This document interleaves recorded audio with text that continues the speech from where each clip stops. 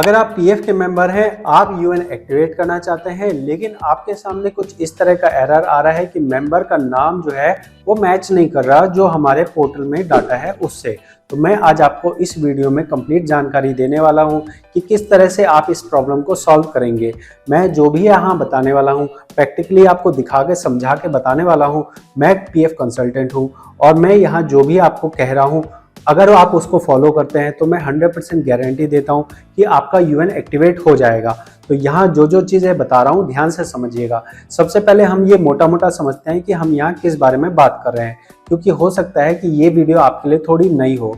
तो हम यहाँ पे क्या कर रहे हैं, हम यहाँ पे अपना यूएन नंबर एक्टिवेट करना चाह रहे हैं ताकि हम इस तरह से यूएन पासवर्ड बना सकें और हम अपने पीएफ का फ़ायदा उठा सकें। अपना अगर पीएफ विड्रॉ करना है तो उसको कर सकें। इसमें प्रॉब्लम ये होती है कि जब हम पहली बार अपना यूएन एक्टिवेट करना चाहते हैं तो हमें यहाँ पे इस तरह से फॉर्म भरने के लिए कहा जाता है। इस फॉर्म को भरने पे कुछ लोगों को यहाँ पे इस तरह का एक एरर आता है जहाँ पे बोला जाता है कि भाई साहब आपका जो नाम है वो मिसमैच है या आपका डेट ऑफ बर्थ मिसमैच है। ठीक है, तो अगर आपको इस तरह का कोई एरर आ रहा है, चाहे आपका नाम मिसमैच है या डेट ऑफ बर्थ मिसमैच है, तो आगे आपको क्या करना है वही हम इस वीडियो में समझ रहे हैं।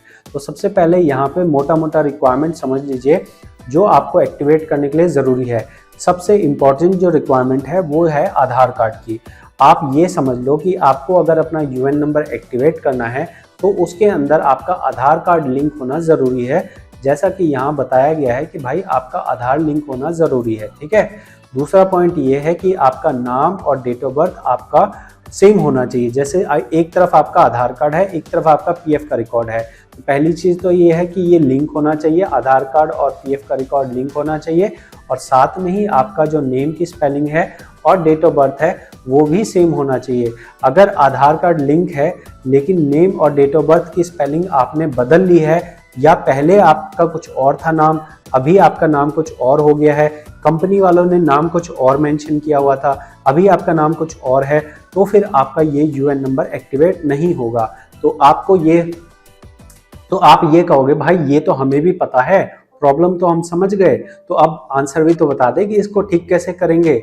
ये सब तो हमें पता है। तो भाई तुम्हें पता है, हो सकता है किसी को ना पता हो, इसलिए थोड़ा तसल्ली रखो, मैं आपको अच्छे से बता रहा हूँ। यहाँ पे नेक्स्ट पॉइंट हम क्या कर रहे हैं, नेक्स्ट पॉइंट हम ये कर रहे हैं कि अब आप बोलोगे भाई ये नाम और डेट ऑफ बर्थ क्या है, ये हमें कैसे पता लगेगा कि कंपनी वालों ने क्या डाल दिया। तो पहला ऑप्शन है कि भाई कंपनी को फ़ोन करके पूछ लो। ठीक है, अगर मान लो कि कंपनी को फ़ोन करने में आपको टाइम लगेगा या आप चाहते हो कि भाई हम कैसे देख लें, तो मैं आपको ये एक ट्रिक बता रहा हूँ। इसे बोला जाता है IWEPFO। IWEPFO अगर आप गूगल पे टाइप करोगे तो आपके पास ये एक सरकारी वेबसाइट खुलेगी। इस सरकारी वेबसाइट को अगर आप देखोगे तो ये इंटरनेशनल वर्कर EPFO की वेबसाइट है और इस वेबसाइट में यहाँ पे एक एप्लीकेशन भरने वाली जगह है।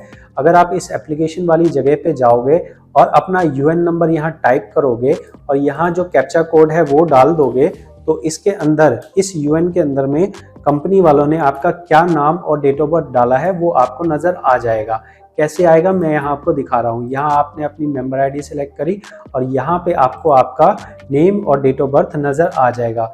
जैसे इस केस में क्या हो रहा है, इस केस में यहाँ कंपनी वालों ने डेट ऑफ बर्थ मेंशन नहीं करी है, लेकिन आपके केस में वहाँ कंपनी ने डेट ऑफ बर्थ मेंशन करी होगी। अगर आपके भी केस में NA लिखा है, इसका मतलब है कि भाई कंपनी वालों ने आपकी डेट ऑफ बर्थ मेंशन नहीं करी है और आप बिना डेट ऑफ बर्थ मेंशन करवाए अपना ये काम नहीं कर सकते हैं। बाकी इसमें और कुछ देखने वाला इस पेज पे नहीं है। मेनली आपको जो देखना है वो अपना नाम और डेट ऑफ बर्थ देखना है। अगर आपको कंपनी का जानना हो कि भाई इसके लिए हमें कौन सी कंपनी में जाना है, तो आप नीचे आके कंपनी का भी देख सकते हैं कि ये आपकी कंपनी का नाम है, ये आपकी कंपनी का एड्रेस है। आप एड्रेस पे अपना जा सकते हैं, कंपनी के एड्रेस पे। इतनी जगह पे हमने क्या जान लिया, इतनी जगह पे हमने जान लिया कि भाई साहब पीएफ के रिकॉर्ड में हमारा नाम क्या है और हमारा डेट ऑफ बर्थ क्या है। अब हम आते हैं सेकंड नंबर सॉल्यूशन पे। तो सेकंड सॉल्यूशन ये है, हमने डिटेल देख ली, अब हम आते हैं आगे हमें क्या करना है। तो आगे हमें ये करना है कि देखो ये काम बिना कंपनी के तो होगा नहीं, गांठ बांध लो और कोई जुगाड़ सिस्टम नहीं है। आपको अगर ये एक्टिवेट करना है तो इसमें आपको कंपनी की हेल्प की ज़रूरत पड़ेगी ही पड़ेगी। तो जैसे हमने अभी देखा था कि हमने कंपनी की डिटेल निकाली थी, जिसने वो यूएन नंबर बनाया है उस कंपनी के पास आपको जाना ही पड़ेगा। और वहाँ जाके क्या होगा मैं आगे बता रहा हूँ। वहाँ जाके आप एक जॉइंट डिक्लेरेशन फॉर्म जमा करेंगे। ये जॉइंट डिक्लेरेशन फॉर्म कंपनी के पास भी होता है और आप चाहें तो खुद से अपना डाउनलोड करके भी ले जा सकते हैं। ये जो आप फॉर्म देख रहे हैं ये आपका जॉइंट डिक्लेरेशन फॉर्म कहा जाता है। जॉइंट डिक्लेरेशन का मतलब है इसमें मेंबर और एम्प्लॉयर दोनों अपनी लिखित में सहमति दे रहे हैं कि भाई हमारा रिकॉर्ड ठीक कर दिया जाए। अब इसमें आपको भरना क्या क्या है ये समझो। सबसे पहली चीज़ जैसे मैंने आपको दिखाया कि आपको अब पता लग गया है कि पीएफ के रिकॉर्ड में आपका नाम क्या है, तो आपको अपना रॉन्ग नेम यहाँ डालना है, यहाँ पे आपको अपना डेट ऑफ बर्थ डालना है, यहाँ पे आपको फादर नेम डालना है। अगर मान लो आपको पता है कि फादर नेम गलत क्या मेंशन है तो यहाँ डालना है। बाकी आपको सही वाला पता होगा, तो सही वाला फादर नेम में ज़्यादा प्रॉब्लम होती है, इसलिए मैं जो बता रहा हूँ ध्यान से समझना। जो आपका आधार कार्ड है, पैन कार्ड है और जो 10th का सर्टिफिकेट है, सबसे ज़रूरी 10th का सर्टिफिकेट होता है। ना तो आपसे 12th का पूछा जाएगा, ना आपसे ग्रेजुएशन का पूछा जाएगा, आपसे पूछा जाएगा आपके 10th के अंदर फादर नेम क्या है। तो फादर नेम जो 10th के डॉक्यूमेंट पे है, आधार कार्ड पे है, पैन कार्ड पे है, इन तीनों जगह पे फादर नेम एक जैसा होना चाहिए। अगर ना हो तो सबसे इम्पॉर्टेंट बेसिक जो डॉक्यूमेंट है वो 10th का सर्टिफिकेट है। 10th जैसा ही आधार कार्ड पे होना चाहिए, 10th जैसा ही पैन कार्ड पे होना चाहिए। अगर नहीं है तो वो करवा लो, क्योंकि ये नहीं करवाओगे तो डॉक्यूमेंट आगे जब लेके जाओगे तो आपका फॉर्म नहीं लिया जाएगा, रिजेक्ट कर दिया जाएगा। ये जो जानकारी मैं आपको कह रहा हूँ ये प्रैक्टिकल ज्ञान वाली जानकारी है, ये आपको कहीं यूट्यूब पे और कहीं नहीं मिलेगी। तो यहाँ पे जो मैं आपको कह रहा हूँ वो बिल्कुल प्रैक्टिकल है। तो आप अपना सही नाम भरेंगे। अब सही नाम क्या है, जो आधार कार्ड पे नाम है वो भरेंगे। अगर पैन कार्ड में नाम अलग है तो पैन कार्ड को आधार कार्ड के जैसा बना लो। फादर नेम भरेंगे, उसके बाद मेंबर आईडी भरनी है। मेंबर आईडी क्या होती है जी? मेंबर आईडी होती है जो मैंने अभी आपको रिकॉर्ड दिखाया था, जैसे ये वाला रिकॉर्ड है, इसमें जो टॉप पे लिखा हुआ है वो है मेंबर आईडी। अगर एक से ज़्यादा कंपनियां यहाँ आ रही है तो किसी एक कंपनी से भी अगर आप करेक्शन करा लो तो भी आपका यूएन नंबर एक्टिवेट हो जाएगा। एक्टिवेट होने के बाद आप उसे ओपन कर सकोगे। बाकी जो आपको रिकॉर्ड में करेक्शन करना है, अगर मान लो एक से ज़्यादा कंपनियां हैं तो आपको सबके लिए ऐसे जॉइंट डिक्लेरेशन फॉर्म अलग अलग भरना पड़ेगा। ठीक है, यहाँ आप सही वाला अपना डेट ऑफ बर्थ डालेंगे, यहाँ गलत वाला डालेंगे, यहाँ कंपनी की ज्वाइनिंग डेट। अभी ज्वाइनिंग डेट अगर आपको ना पता हो तो ये वाला हिस्सा मत भरना, ठीक है, ये वाला हिस्सा मत भरना। और मैं तो कहता हूँ ये कुछ भी मत भरना, कंपनी के पास जाना, जब कंपनी वाले से आपकी बातचीत हो जाए तो वहीं जाके भरना। हो सकता है ना ये फॉर्म आपको वो प्रिंट आउट ना निकाल के दें, तो अपने साथ ये कम से कम 2-3 प्रिंट आउट निकाल के लेके जाना, ताकि आप वहाँ जाके ही भर सको। वहाँ जाके भरने के लिए इसलिए कह रहा हूँ क्योंकि फादर नेम उनके रिकॉर्ड में क्या है वो तो आपको खुद से नहीं पता होगा ना ही आपको जो मैंने वेबसाइट बताई है वहाँ फादर नेम देख पाओगे। तो आपको ये फॉर्म खाली लेके जाना है। अब मैं आगे आपको बता रहा हूँ इस फॉर्म में आपको क्या क्या चीज़ें लगानी है, डिटेल्स वगैरह जो आपको लेके जानी है वो मैं आपको बताऊँगा, वरना आपको क्या है ना कंपनी वाले भी वापस भेज देंगे। तो यहाँ हम क्या कर रहे हैं, नेक्स्ट डॉक्यूमेंट है एनीवन। अब यहाँ ना ये लोग गधे हैं, ये लिखते तो एनीवन है लेकिन मांगते सब कुछ है। तो यहाँ आपको वोटर आईडी कार्ड ज़्यादा इंपॉर्टेंट नहीं है, पासपोर्ट चल सकता है, पैन कार्ड चल सकता है, आधार कार्ड चल सकता है, ड्राइविंग लाइसेंस नहीं चलेगा। तो हो सकता है कि ये जो पीडीएफ है ये सही नहीं है, लेकिन यहाँ पे आमतौर पे यही मैंने पीडीएफ देखी है हर जगह। तो आपको क्या क्या लेके जाना है, आपको आधार कार्ड की फ़ोटोकॉपी, पैन कार्ड की फ़ोटोकॉपी, ओरिजिनल आधार कार्ड भी ले जाइएगा, लेकिन आधार कार्ड पैन कार्ड की फ़ोटोकॉपी भी लेके जाइएगा।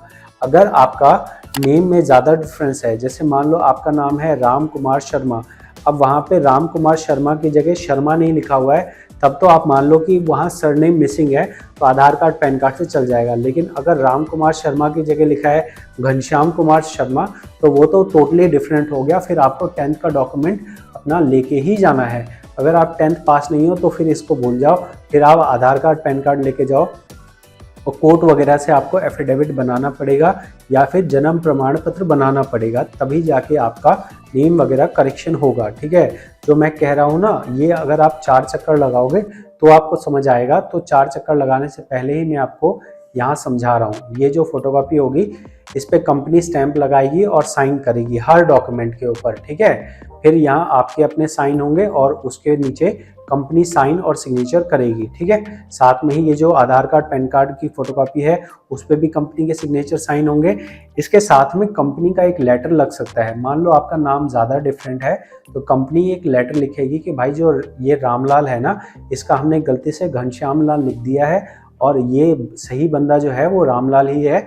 अगर इस वजह से कोई फ्रॉड होता है तो हम उसकी भरपाई करेंगे, ठीक है। अब आप ये सोचोगे कि यहाँ आपने ये तो कहीं लिखा नहीं कि आधार कार्ड नंबर क्या है। तो देखो आधार कार्ड का ना यहाँ पे कहीं मेंशन नहीं होता है, लेकिन जब आप फोटोकॉपी लगाते हैं तो उस फोटोकॉपी के बेस पे ही आपका आधार कार्ड भी लिंक कर दिया जाता है, ठीक है। आप यहाँ चाहें तो यहाँ पे अपना आधार नंबर लिख सकते हैं, इसमें कोई प्रॉब्लम नहीं है। सही तरीके से जो आपका आधार नंबर है वो आप लिख सकते हैं, कोई दिक्कत वाली बात नहीं है। और अगर आप पीएफ ऑफिस जाएंगे तो वहाँ भी आपको ये जॉइंट डिक्लेरेशन फॉर्म मिल जाएगा, ठीक है। तो अब आप क्या कर रहे हैं, अब आपने अपना ये फॉर्म बनाना सीख लिया। उसके बाद नेक्स्ट पॉइंट क्या है, नेक्स्ट पॉइंट ये है कि अब आपने कंपनी से साइन करवा लिया, सिग्नेचर करवा लिए और अब आपको पीएफ ऑफिस में जाके जमा करना है। अभी पीएफ ऑफिस इसको जो है जब डिपॉजिट लेगा तो वो सारी चीज़ें चेक करेगा। सारी चीज़ें चेक मतलब आपका नाम, date of birth, father name, date of joining, date of exit, ये सारी चीज़ें डिटेल में चेक करने के बाद ही आपसे आपका फॉर्म लिया जाएगा। और उसके बाद आमतौर पे मैंने देखा है कि 1 महीने से 1.5 महीने के अंदर अंदर जो आपका करेक्शन है वो हो जाता है। जब आपका करेक्शन हो जाएगा, क्या आपके पास कोई एसएमएस आएगा? नहीं, आपके पास कोई एसएमएस नहीं आएगा। 1-1.5 महीने बाद अगर आपके आसपास पीएफ ऑफिस हो तो चले जाइए, वरना वापस से यहाँ पे आप आके अपना एक्टिवेट करने की कोशिश कर सकते हैं। अगर आपका एक्टिवेट हो जाए तो समझना कि करेक्शन हो गई, अगर एक्टिवेट ना हो तो समझना अभी करेक्शन नहीं हुई है, ठीक है। तो ये हमारे पास हमने प्रैक्टिकली समझा है कि हमें कैसे अपना यूएन एक्टिवेट करना होता है। अगर नाम या डेट ऑफ बर्थ मैच नहीं कर रही होती है तो किस तरह हमें जॉइंट डिक्लेरेशन फॉर्म भरना होता है। अगर मान लीजिए आपका सवाल ये है कि भाई हमारे पीएफ ऑफिस बहुत दूर है और हम वहाँ जाएंगे कैसे, क्या हम ये कोरियर से कर सकते हैं? तो हाँ, आप कोरियर से कर सकते हो, लेकिन शर्त ये है कि भाई कंपनी में तो आपको जाना पड़ेगा ना, कंपनी के सिग्नेचर स्टैम्प तो करवाने ही पड़ेंगे ना। अगर कंपनी से इतनी समझ आपकी हो जाती है कि आप ये फॉर्म बना के भेज दो, मेंबर अपने साइन कर दे, आधार कार्ड पैन कार्ड पे मेंबर अपने साइन कर दे और उसके बाद कंपनी ये जिम्मेवारी ले ले कि भाई तू बस साइन करके भेज दे, बाकी डॉक्यूमेंट पे स्टैंप और सिग्नेचर लगा के हम पीएफ ऑफिस में जमा कर देंगे, तो आपको वहाँ जाने की ज़रूरत नहीं पड़ेगी। लेकिन 90% मैं कहता हूँ कि इतना कोई भी कंपनी इतना सरदर्द नहीं लेती है, तो सरदर्द आपको ही लेना पड़ेगा और आपको ही अपना ये एक्टिवेट करने के लिए इतनी भागदौड़ करनी पड़ेगी। तो मैंने जो अपनी इतनी मेहनत से आपको ये वीडियो बना के दी है, ये आपको कितनी समझ में आई है? 10 में से इस वीडियो को कितने नंबर देंगे ज़रूर बताएं। और अगर आपको पेड कंसल्टेशन चाहिए हो, एक्सपर्ट एडवाइस चाहिए हो, तो आप मुझसे एडवाइस ले सकते हैं। इसमें ऐसा काम नहीं है कि आपका नाम गलत है तो मेरे पास कोई ऐसी पावर नहीं है कि मैं आपका नाम ठीक कर दूंगा। मैं बस आपको सही रास्ता बता रहा हूँ, इस सही रास्ते पे अगर आप चलेंगे तो ही आपका काम होगा। तो मिलते हैं आपसे अगली जानकारी भरी वीडियो में। इस वीडियो में इतना ही, बहुत बहुत धन्यवाद।